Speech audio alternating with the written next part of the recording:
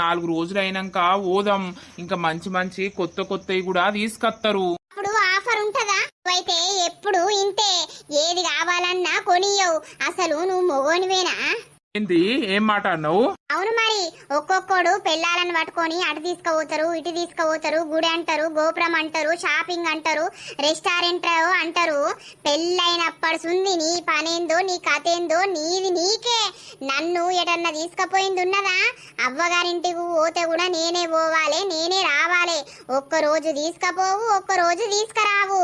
ఏదో ఇయ్యాల అట్టిగున్నావు కదా షాపింగ్ పోదాం పా అనంటే ఏమో వద్దు వద్దు అని అంటాను. ఇంట్లోనే ఉన్నదా నీకు బంగారం? నేను మొగోన్ని గాంధీ, నువ్వు నన్ను ఎట్లా పెళ్లి చేసుకున్నవే?